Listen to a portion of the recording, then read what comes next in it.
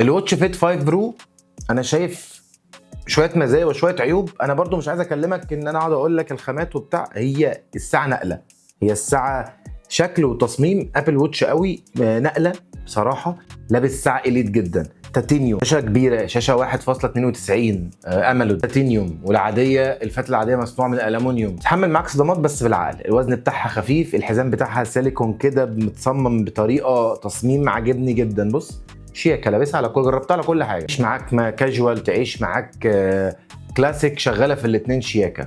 بطاريه 64 جيجا عشان خاطر لو انت يعني في شويه داتا على الساعه عايز تسمع اغاني عليها، ومحدش بيعمل ده بس موجودين. البطاريه بتاعتهم بتقعد لحد 10 ايام تقريبا. انا بستخدمها بقالي 4 أو 5 ايام قبل اللونش، بس هي اخرها 10 ايام، يعني باين عليها كده من نسبه البطاريه اتهلكت، يعني اتهلك 40% او 35%، فاللي هي لا ممكن تقعد فعلا 10 ايام.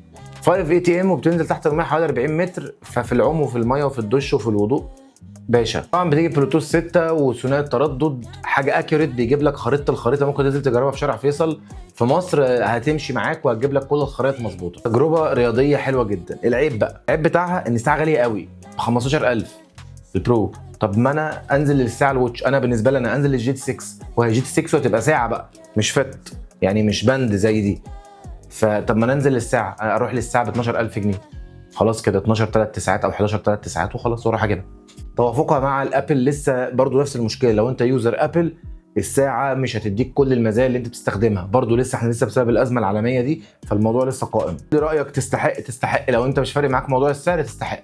فارق معاك موضوع السعر، معاك حق، يعني مش بهودك في الاثنين، بس انا بقول لك المفيد بتاعها. لكن الساعه انظمه رياضيه مختلفه جديده، واتش فيسز، الكواليتي بتاعت السكرين، بص تفاصيل كتير قوي في الساعه. بس هي ساعه برضو، يعني هم ما عملوش حاجه طفره، ما عملوش حاجه طفره عن الساعات اللي قبل كده، غير في موضوع الجي بي اس دول والكلام ده كله، لكن هي ما عملوش حاجه طفره تخليك تجري تروح تجيبها يعني. بس كده.